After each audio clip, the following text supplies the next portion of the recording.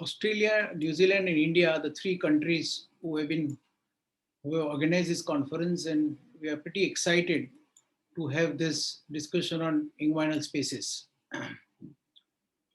Now, this is a diagram which any endosurgeon would like to see while doing a laparoscopic inguinal hernia, whether TAP, TEP, or ETAP. And what he's seeing is actually a critically of myopectoral orifice, which is so well described by Edward Felix and Horedas. And once this display of myopectoral orifice is done, then a mesh has to be put, which will be at least 15 by 12 centimeter, and it will be deployed in such a manner that it will have 4 centimeter coverage on each of these potential orifices where the hernia can happen. Now, whether you need to fix this mesh, that's the question, that's the topic which is given to me. Mesh fixation, how, when, and why not? I am Dr. Ramesh Punjani from Mumbai, India.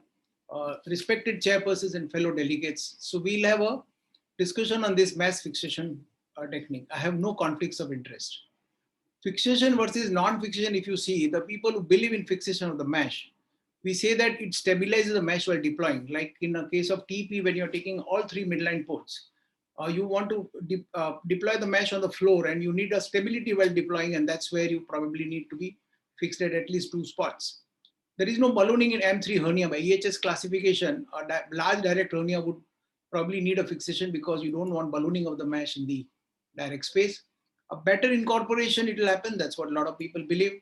It will lead to a less recurrences, a less mesh shrinkage, and it will not migrate. So these are some of the objectives that the people have in fixing the mesh. While people who do not believe in non-fixation, they say that there is a less post-op pain immediately after surgery or a few days after surgery, and again a less chronic pain because of no nerve injury.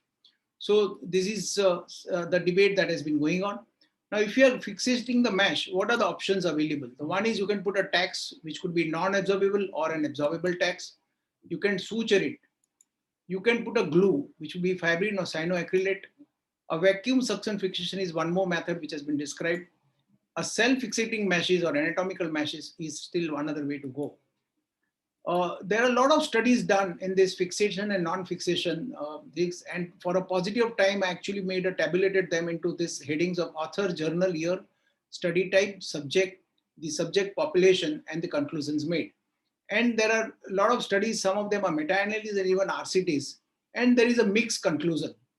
All of them are very sure that the recurrences do not increase if you do not fix it, but the pain is, some say it is same, or some say pain is more in fixating. Similarly, this is another group of papers where again, there are a lot of RCTs in this. And they have again said that the acute pain, some say it is same, some say more. But again, the recurrences do not increase with non-fixation of the mesh. This is one very interesting paper by Craig Taylor.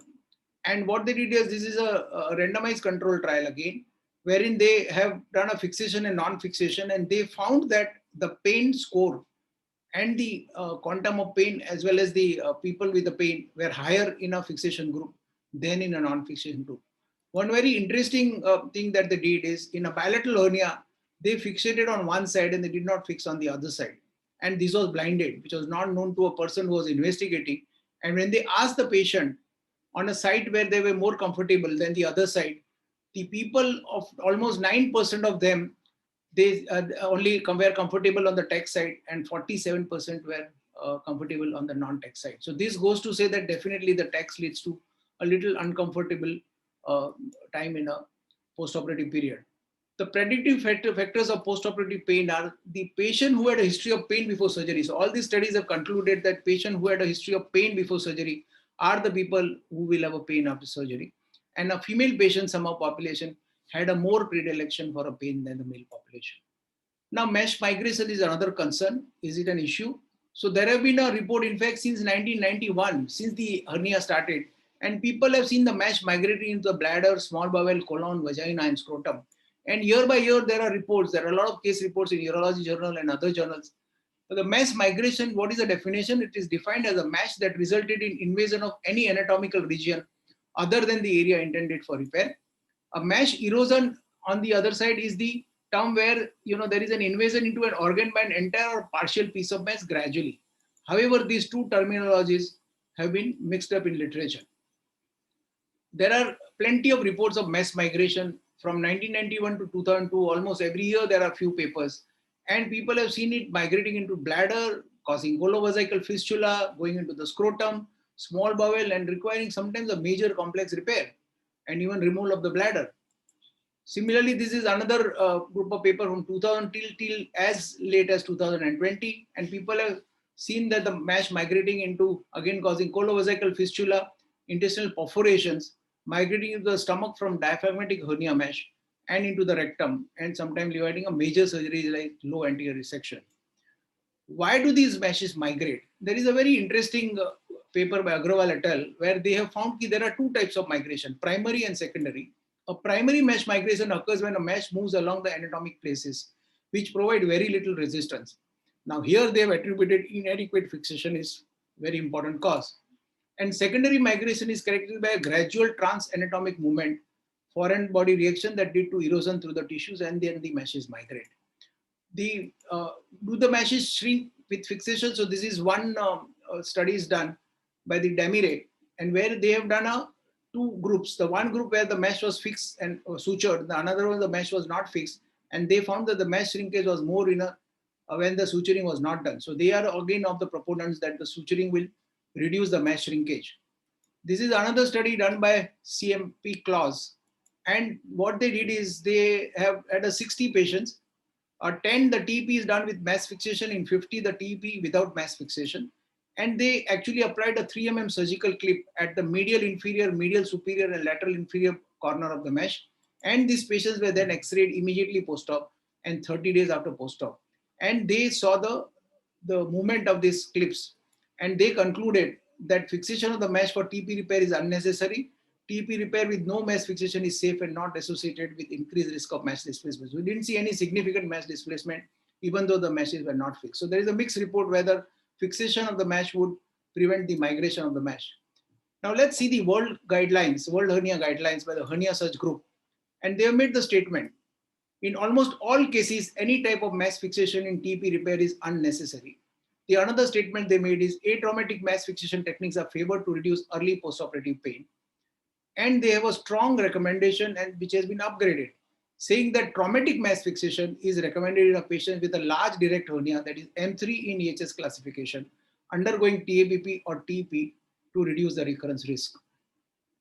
Now so therefore the tax will be required. So where will you not tax? So this is one area which is a triangle of pain, where there will be all the three nerves which can be injured in laparoscopic surgery are there, and therefore no tax will happen below the iliopubic tract. And similarly, now near the ASIS, if you see here, there is aloinguinal and aloepigastric. Now, even though they don't appear into the endo hernia space, but they are there in the intramuscular plane just deeper. And therefore, if you tack it near the ASIS, they are likely to go and hit the nerve. And therefore, near the ASIS is another area where the tacks are not recommended. So therefore, the tacks in TABP, this is the display of myopatellin orifice. And we are putting a mesh which is 15 by 12, which is crossing the midline. The tags will be on the Cooper's ligament on the superior medial part over the rectus, and one on either side of the inferior epigastric, but certainly not near the anterior superior leg spine or into the triangle of pain. So this is how the tags are done in TABP, and this is in actual position where these tags are put. The tags in a totally extraperitoneal repair, this is a small video, where the TP is done through 3 midline ports. And here you will have to fix the mesh before you deploy, otherwise you will not be able to lay it on the floor. So this is how it is done. Again, the lateral port is above the iliopubic tract, and the end of the gun is felt by the outside hand to see that it is on the anterior abdominal wall. This is tags again in ETAP. When they are to be put, they can be put again in the similar manner by palpating, putting on Coopers and palpating that they are above the iliopubic tract, and then the mesh can be deployed.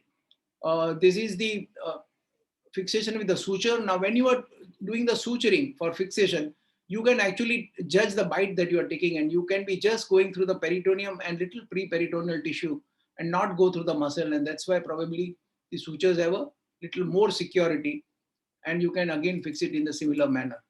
A fixation with the glue is a great idea, where after the mesh is deployed, you can actually glue it up with any of these glues. Only thing is that the availability and affordability of the glue is a question in our country, and therefore many of us cannot use this glue. The vacuum suction fixation has also been described, where this gentleman has actually designed one 3 mm instrument like a Varis needle, and after suturing the peritoneal flap, he inserts that into the next to the mesh, and he sucks out the carbon dioxide, and he deflates the entire abdomen, and then he pulls out this, and he says that this peritoneal flap themselves would put the mesh in position, and there is no need of fixation. A self-gripping mesh is another idea which came forward, and where people say that the meshes with tentacles can be put, and they can actually remain there for some time till the mesh is incorporated, and that will not require a fixation.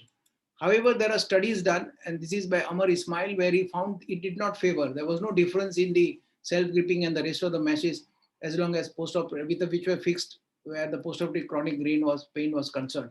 And similarly, this is one meta-analysis which has showed that there are similar outcomes whether you put a self-gripping mesh or a normal mesh with the fixating devices.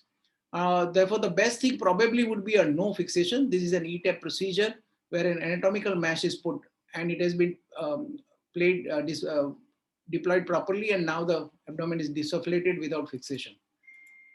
In conclusion, avoid fixation in female patients, in patients who had a pain before surgery, in lateral hernias, in indirect hernias, and females anyway have inguinal hernias, so there is no need to fix these meshes. In a medial hernia except M3, so where there is a large direct hernia, more than 2 centimeter, that is where probably you will have to put a mesh, TEX, or you will have to fix the mesh. Use glue if available and affordable in all cases. Sutures are probably better than TEX because you can judge the bites that you are taking.